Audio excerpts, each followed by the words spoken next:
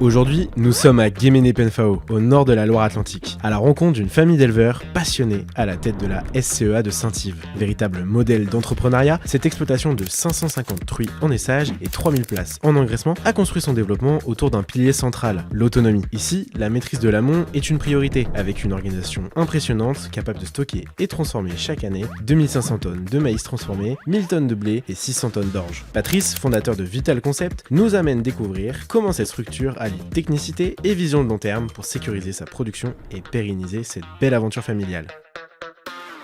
Merci Hervé de nous accueillir. Bonjour Patrice. Assisté de ses deux fils Clément et Fabien. Merci de nous accueillir sur la ferme de la SCEA de Saint-Yves pour découvrir avec vous votre magnifique métier d'entrepreneur qui a été initié il y a déjà quelques années par Hervé. Et oui, en 1987, j'avais la volonté de vouloir m'installer en agriculture. J'ai trouvé cette exploitation ici à Guémené qui comptait à l'époque 52 hectares de terre et sur laquelle il n'y avait aucun élevage. Il n'était pas envisageable de ne pas faire d'élevage. Donc à l'époque des quotas laitiers, donc il n'y avait pas moyen d'avoir un quota. J'avais fait plusieurs études, notamment des études taurillon pour pouvoir développer cette production, mais bon, après les études disaient que ce n'était pas rentable. Ça semblait pas concluant. Oui, à l'époque, mon père m'avait dit fais donc du cochon, c'est une production qui tourne vite. Et j'ai eu l'occasion de rencontrer un jeune technicien qui m'a fait découvrir la production et puis qui m'a fait faire aussi un stage où j'ai appris un peu le métier. Et du coup, j'ai découvert cette production qui m'a depuis tout le temps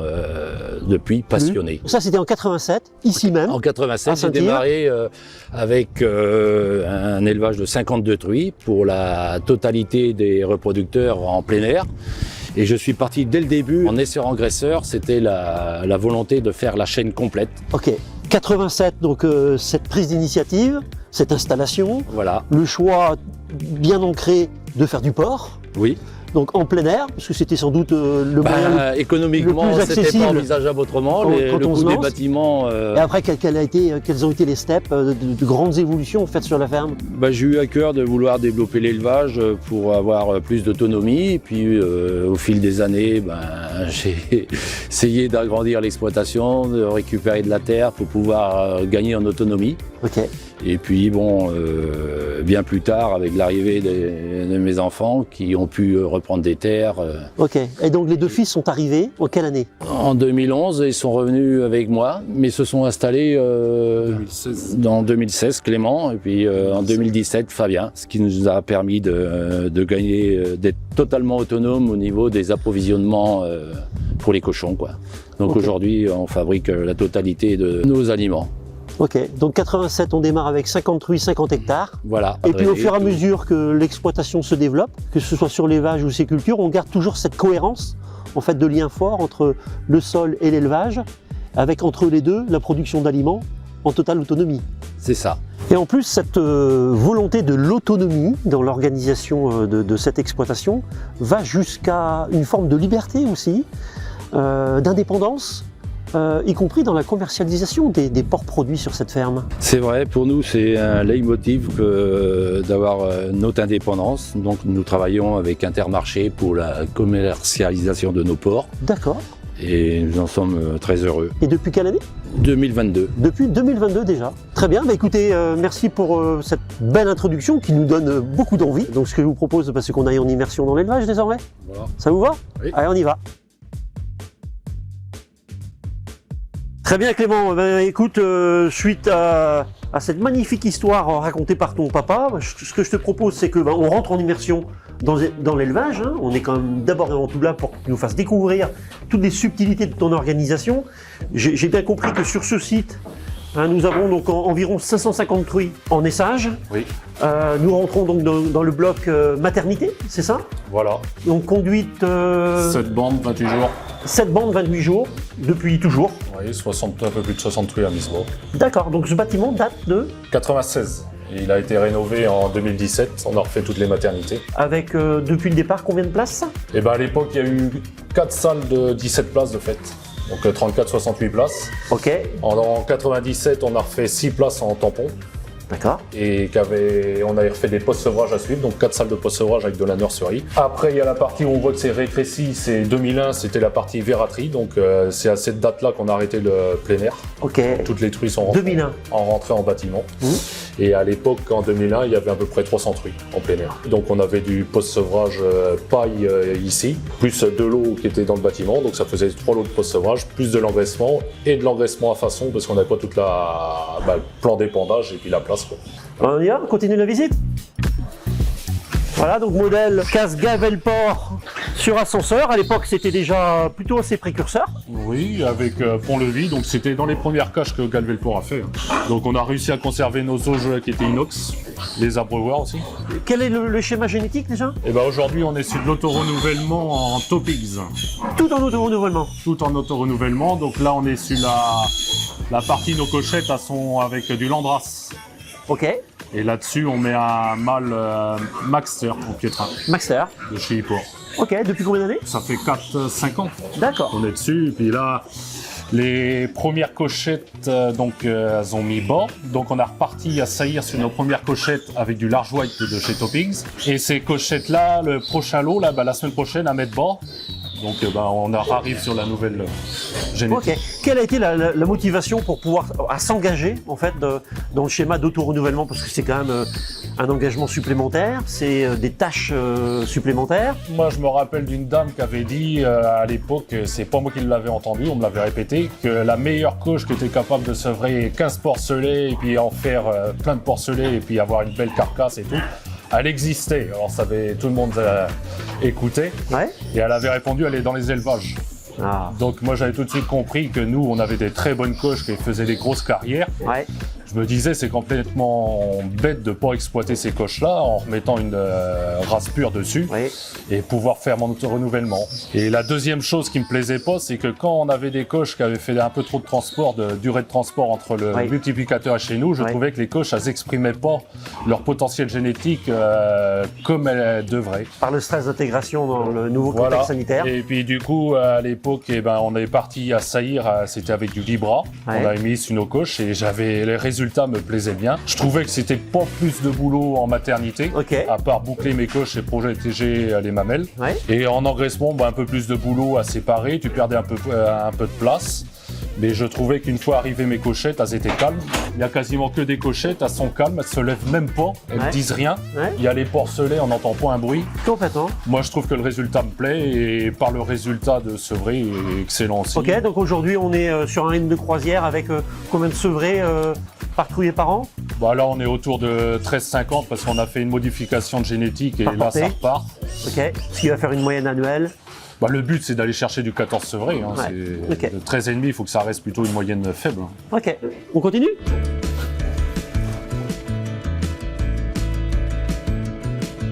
Je constate beaucoup de barrières, des petites tablettes fixées au mur, il y en a un certain nombre dans ce couloir. C'est la petite astuce de la SEA, ça? C'est ce qui permet de faciliter les interventions sur les animaux quand on est en période de mise bas.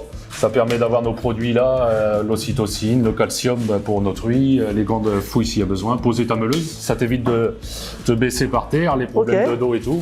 Donc une petite tablette par salle en fait. C'est ça, comme Voilà. ça c'est plus Et pratique. les barrières, j'imagine, c'est pour faciliter les déplacements? Les déplacements des bêtes, pas trop hautes, comme ça si jamais il faut l'enjamber pour passer, ça évite, c'est beaucoup plus simple, ça te fait un couloir plus aéré. Ok, la petite roue astucieuse pour faciliter Pour éviter que ça accroche. le déplacement et que ça accroche. Ouais. Ah, bravo. Même quand tu rentres détruit, comme nous on commence à avoir des bâtiments longs avec le bien-être, Ok, comme il faut plus de place, c'est qu'il y a une personne qui sort les truies par 4-5, ouais, elle les envoie, elle remet une barrière et puis tu as l'autre personne qui est en maternité qui se débrouille à les rentrer. ok. Comme on arrive avec l'auto-renouvellement, comme j'expliquais tout à l'heure, Ouais. à avoir des truies beaucoup plus calmes, et ça se rentre dans la tranquillité. D'accord. En 1 heure, 1 heure et demie, tu as rentré les 60 truies en maternité sans énervement, c'est le top, quoi. Dans le calme, à la fois pour les animaux et puis aussi surtout pour Pour soi, et puis c'est vous, plus les plaisir. salariés. Voilà. Très bien. Les pareil, mais faire tout ton plan de salle sur la porte. Quand tu as les week-ends avec le personnel, tu sais tout de suite les problèmes qu'il y a dans ta salle. Tu as la visibilité sur ton travail, c'est quand même beaucoup plus simple. Des petites astuces. Donc là, dans la continuité des maternités, on arrive au bloc verraterie. Voilà. avec là aussi des projets. Cette salle-là va repasser en maternité, du coup, 25 places. Ok, bien-être. Bien-être. Donc elle reste ici 28 jours. Elles sont sevrées le mercredi matin, donc souvent elles sont inséminées, ça commence le samedi matin jusqu'au dimanche, lundi, mardi. Oui. Et après, donc on a les 28 jours d'attente à l'échographie, et dès qu'elles sont échographiées un lundi matin, ça tombe, on les passe en bloc gestante bien-être. Ok. Donc là, on peut voir que on avait fait le choix de mettre des Kawaiiboti Galva dessus pour avoir des trucs beaucoup plus propres à la saillie. Tout à fait. Très bien. Donc alimentation soupe, Oui. pour tout le bâtiment naissage, Tout le bâtiment naissage. maternité et gestante. Oui, avec deux Et donc- soupières différentes. Pourquoi Nous- deux soupières différentes? Eh ben parce que nous, on a fait le choix, s'il y a une machine à soupe déjà qui est en panne, Oui. eh ben, l'autre elle peut marcher, tu peux Ok. le soigner. Vu qu'on travaille en binôme sur la partie truie, ben, ça fait que chacun est de son côté à soigner ses bêtes. Donc tu peux diviser le travail. Et après cette machine-là, tu lui demandes plutôt de la quantité de soupe avec des vannes différentes. Pour les gestantes. Voilà, des vannes pneumatiques. Que la maternité, c'est des vannes à vérin avec plutôt de la précision et des faibles quantités. Ouais. On a 2 aliments en maternité. Un péri mise-bas jusqu'à 5 jours après mise-bas Ok. et un allaitante après jusqu'au sevrage. Avec du maïs Voilà. humide. Ouais, qui fait beaucoup plus appétante, c'est le jour et la nuit. Ok. Et pour les gestantes, il y a du maïs humide aussi. Non, pas de maïs. Pas de maïs pour les gestantes. De l'orge et un tourteau de tournesol et du blé. Ok. Donc machine à soupe qui me semble assez récente. Elles ont été refaites en 2020. D'accord. La 5 ans cuve déjà. avant, c'était... C'est l'avantage de l'inox, hein, ça reste propre. Ah bah oui, oui. Donc ça c'est la machine à soupe pour la gestante. Gestante, celle-là. Ok. Et dans la pièce Eh d'à ben- côté, je crois. Toute la gestion informatique, là. Ok. Toute la Donc- gestion informatique, donc du poste alimentation. Alimentation, par contre, on peut gérer les 2 machines à soupe, aussi bien celle de maternité que celle de gestante, par l'ordinateur là. Ok. Et on D'accord. peut aller voir l'autre Donc on est en skiol. en skiold.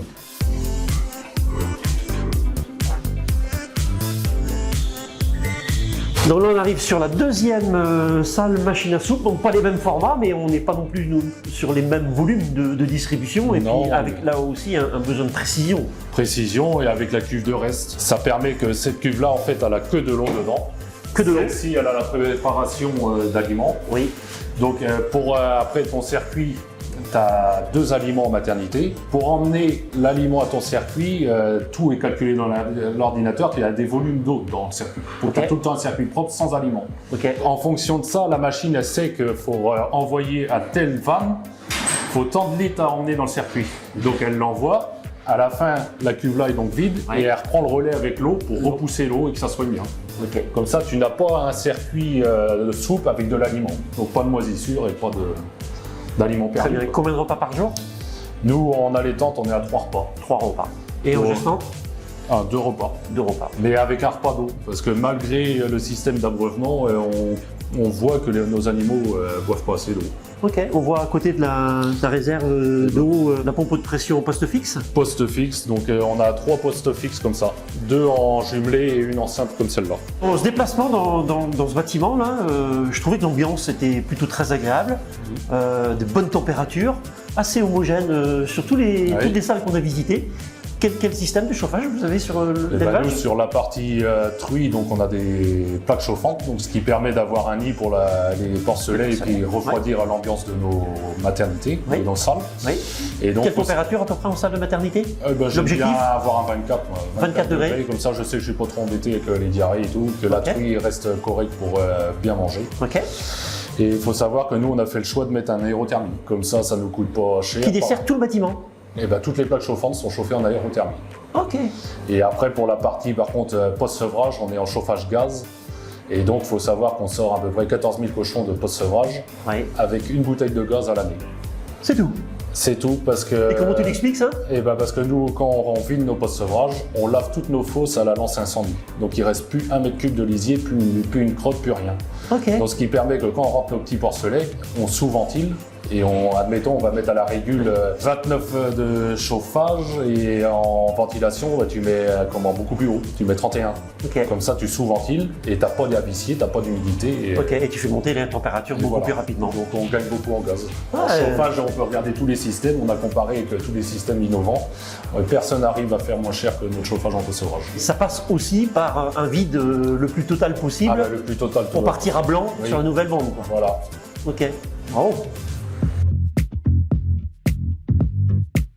Donc là, on sort du bâtiment naissage. Deuxième gros bloc dans l'élevage, qu'on voit de loin. Ouais. Donc le stockage et la fabrication de l'ensemble des aliments d'exploitation. Ça remonte à quand, cette initiative d'être aussi très autonome sur la gestion de l'alimentation du troupeau? Notre papa, lui, avait tout le temps fait du maïs broyé humide Ouais. depuis quasiment son installation, donc il distribuait aux engraissements. En 2008, il a fait le premier silo. Ouais. En 2019, on a fait le deuxième silo tour et la cellule. Donc du maïs humide dans ces 2 silos d'une capacité de combien de tonnes? 1800 humides même. 1800 humides, ok. Et 2200 tonnes de blé dans la cellule. D'accord. Ok, Donc, tout le stockage blé est dans cette cellule. Et ben on a un stockage intérieur parce que notre fabrique d'aliments prend tous les aliments à l'intérieur. Elle n'est pas capable de venir chercher le blé là. Ok, bah tu vas nous expliquer tout ça, on y va. Voilà.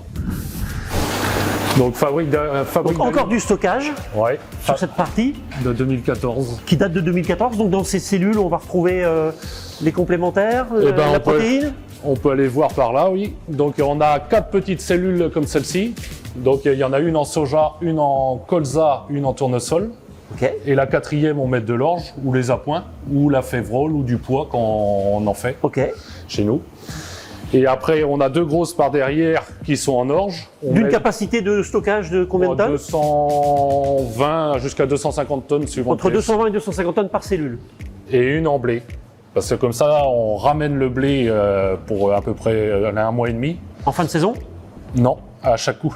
Parce que vu qu'on n'a pas assez de stockage, parce que Ok. le bâtiment était pas assez haut, Ok, donc c'est un silo tampon. un silo tampon. Et ça permet qu'en période de battage, quand tu as un blé un peu plus moyen ou tu as un peu plus, admettons, de régras dedans ou Oui. un blé plus humide, et ben tu le stockes direct, tu le consommes aussitôt. Ok, très bien. Et c'est du coup, la astucieux. machine appelle tout dans le petit boîtard là, et après ça monte avec un convoyeur à tapis.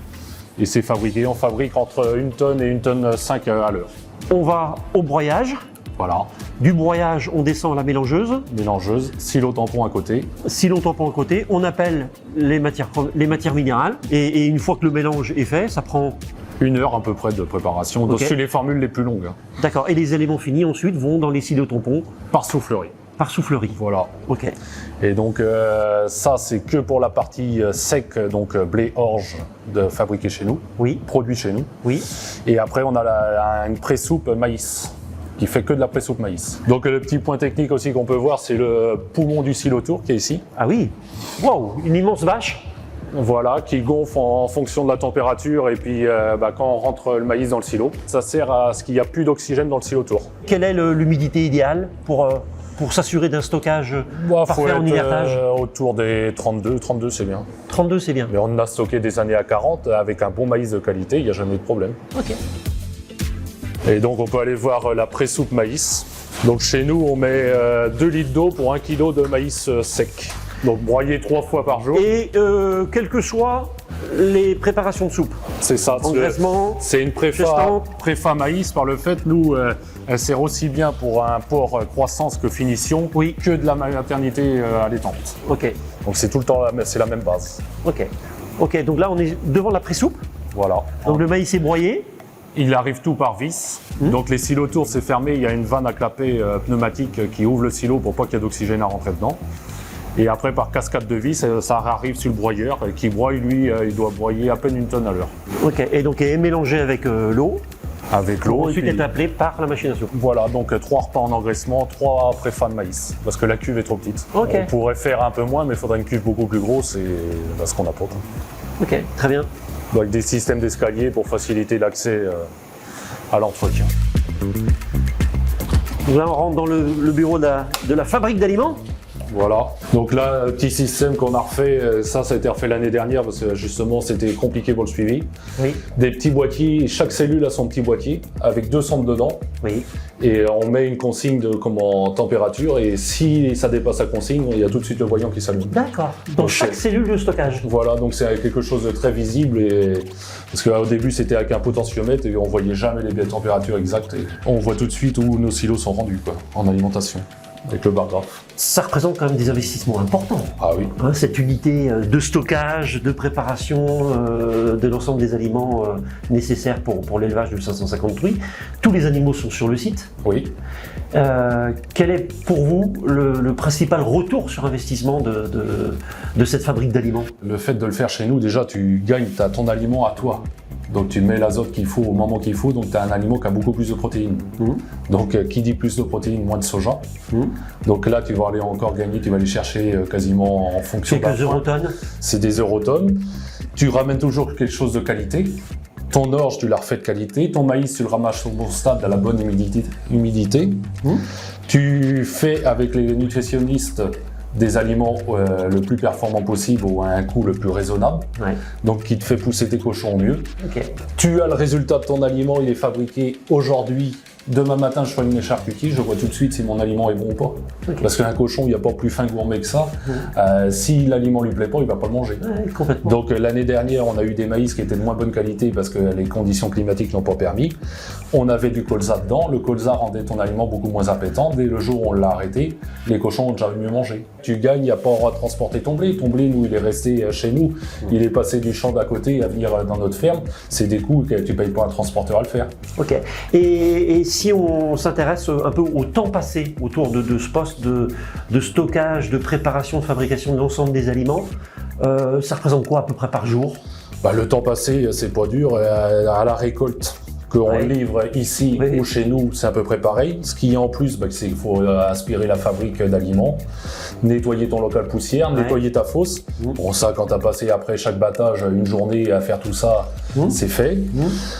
Après, c'est de l'entretien de tes broyeurs. Moi, je trouve pas que le temps passé, ou monter sur tes silos, voir les stocks et tout, tu as bien sûr un peu plus. Mais quand tu vois que ta cellule, non seulement elle se paye et que tu gagnes de l'argent avec ta fabrique d'aliments, arrive un moment. Quand tu dis la cellule, la fabrique d'aliments et la fabrique d'aliments se paye, tu as une petite idée à peu près des coûts que cela représente à la tonne d'aliments produite sur votre exploitation? Nous, on juge que tu gagnes à fabriquer ton aliment plus de 40 € tonne. Plus de 40 € tonne. Oui. Waouh, bravo.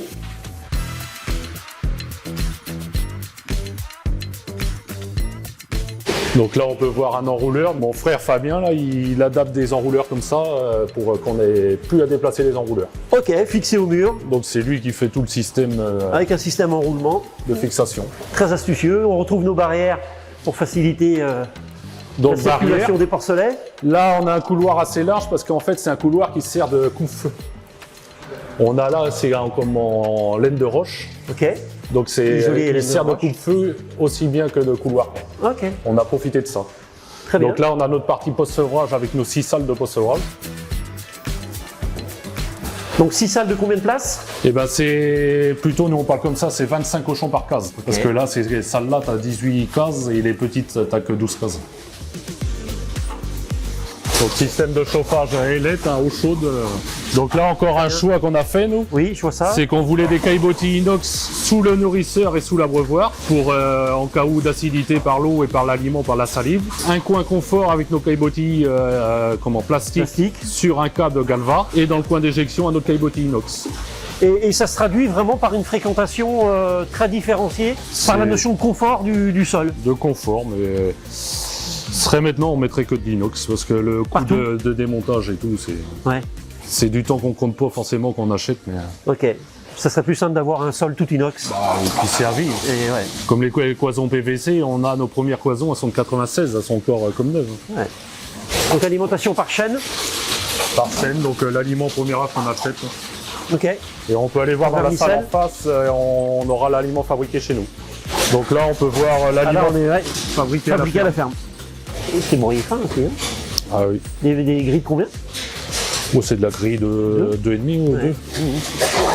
Donc on voit bien que nos animaux sont tatoués là. Donc tatoués à la semaine. Ok, pas de problème de descente des aliments farine comme ça dans les nourrisseurs. C'est un peu la crainte qu'on avait justement. C'est pour ça que la fabrique d'aliments était un peu retardée dans les années. C'est qu'on avait peur que... Parce qu'on ça voûte? Non, avec le granulé à l'époque, il y avait tendance, quand les animaux commençaient à être un peu plus gros, à faire l'eau d'injection dans le nourrisseur. Et on avait la crainte qu'avec de la farine, que ça soit empiré justement. Alors que ça a été tout l'effet inverse, qu'on n'est plus du tout embêté avec ça. Tiens, comment vous l'expliquez ça? De l'aliment beaucoup plus appétant. Et il y a une autre chose aussi qu'il faut savoir, c'est qu'on consomme à peu près 60 tonnes de périmysbo à l'année. Donc on se disait, nous, c'est pas valable d'investir dans le silo minéral, la formule et tout à le faire, on va continuer à l'acheter. Sauf qu'on a commencé à mettre notre allaitant. L'aliment gestante de chez nous arriva à les coches qui rentraient en maternité et ne voulait plus manger le périmysbo. Incroyable. Donc c'est les bêtes qui nous ont pas laissé le choix de faire notre aliment nous-mêmes. Ok. Et depuis ce jour-là, on n'a jamais eu de problème. Ok. Et ça marche. Après le post-sevrage, donc en toute logique, direction d'engraissement. L'engraissement, oui. Donc là, on se dirige vers un bâtiment qui date de 2020. 2020. C'est un bâtiment avec consommation électrique, ventilation et tout. On a un compteur électrique et quand on a vu la consommation qui prenait le bâtiment, c'est Ridicule. ouais, Et tu l'attribues dérisoire. à quelle raison Des principale? ventilateurs économiseurs d'énergie, tout l'éclairage LED, Ok. donc très peu de consommation. Combien de places dans ce bâtiment? 2200 places. Ok. 14 salles. Donc ventilation centralisée, ça veut dire que dessous, en fait, on a un couloir Oui. de quasiment 2,80 Tunnel. m de profondeur, avec des trappes à ailettes, donc 2 trappes par salle. Et en fonction de la demande de ventilation, les trappes Oui. s'ouvrent. Et dans le couloir, c'est un vide d'air, Oui. et enfin une dépression d'air. Dépression, ouais. Et les ventilateurs, ils tirent toujours à la même vitesse, en fait. Quelle que soit l'ouverture des trappes Voilà, par eux, salle. ils cherchent la dépression, ils cherchent pas c'est pas autre chose qu'ils cherchent, c'est que la dépression de ta gaine. Ok. Et c'est la trappe qui fait la ventilation. D'accord. Et donc dans les salles, on y va? Ouais. Donc des salles plafond diffuseur. diffuseurs, oui. Toujours avec des cloisons plutôt aérées, on a fait le choix parce que Oui, on a ajouré. des bâtiments avec des cloisons pleines, mais on trouvait ça plus agréable de voir nos cochons jusqu'au bout de la salle. Donc avec une belle luminosité naturelle aussi. Ouais, et au Ginox avec les jouets dans le bout, la réglementation. Quoi. Ouais. Et puis trempage des salles, à chaque coup on trempe. 1 heure et quart, c'est lavé. Ok. Parce qu'on a un système de poste fixe avec double rotabuse, donc ça va très vite. Quoi. Donc c'est pour ça que Dès que les cochons sont sortis, vous mettez en trempage automatique. trempage, souvent c'est bien d'avoir au moins 2-3 heures de trempage. Oui. Plus t'as de trempage, plus ça va vite. Ouais. Tout à fait. Donc un lavage Un lavage, désinfection. et ensuite désinfection. Voilà. Désinfection au canon. Au canon à mousse, oui. Ok. Les préfaux sont quelle 1,80. profondeur? 1,80 m. Ouais. D'accord. Donc beaucoup de stockage. Beaucoup En de bâtiment. stockage, mais il faut quand même les vider 2 fois l'année. Quoi. Ok. Ok Clément, là, donc on arrive au pignon du dernier bâtiment d'engraissement, Voilà. avec une spécificité que j'ai vue quasiment pour tous les bâtiments, Oui. les écrans cooling. Oui. Ça date de quand? Tu peux nous expliquer vos motivations à l'adoption de... Nous, les premiers callings, ils ont été faits en 2001 sur la partie truie. Et après, on a essayé, avec les années, en fonction des rénovations, quand on agrandissait, d'en mettre sur tous les bâtiments. Donc il faut savoir que des écrans cooling pour un bâtiment comme celui-là, là, déjà on a 2 de chaque bout. Toute l'air du bâtiment rentre par les coolings. Ok. Été comme hiver, c'est... Ok, rappelle rapidement pour tous ceux qui nous écoutent, le principe du cooling. Donc un cooling, en fait, c'est l'entrée d'air qui passe à travers le nid d'abeille.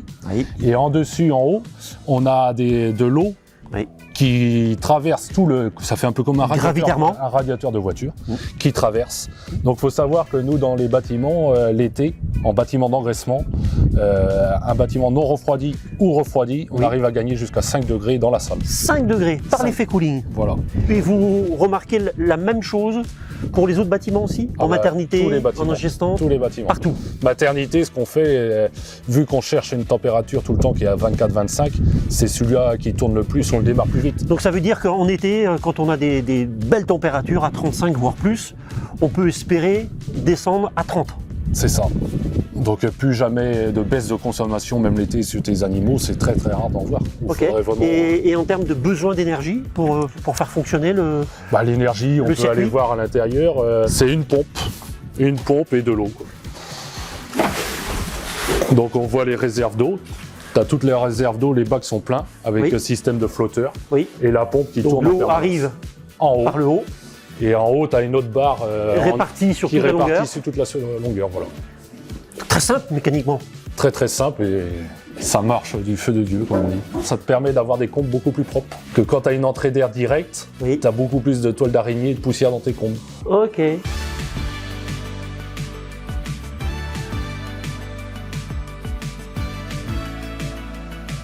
Très bien Clément, écoute, merci pour ce super moment passé ensemble. J'ai encore appris plein de choses.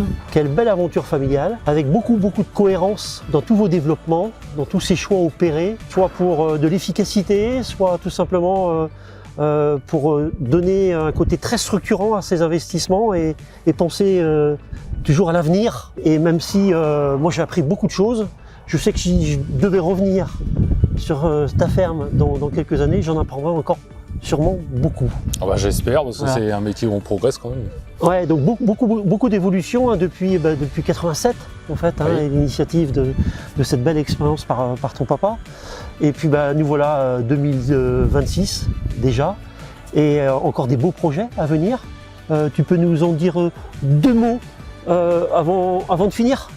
Oui, des projets, déjà notre gestante, maternité à faire. Donc là, c'est la partie Concept bien-être. bien-être, partie élevage. Donc on a des projets de photovoltaïque sur des bâtiments parce qu'on a des toitures à rénover, restaurer. Un projet très clair, avec cet environnement circulaire où on retrouve avec la terre, beaucoup l'élevage. de bon sens entre le sol et l'élevage. C'est ça, toujours ces projets-là. Donc bien raisonner ça pour être là demain Ok. et pouvoir transmettre l'élevage. J'en doute pas. Merci pour ta confiance, puisque tu fais partie de nos clients fidèles Oui, à Vital Concept.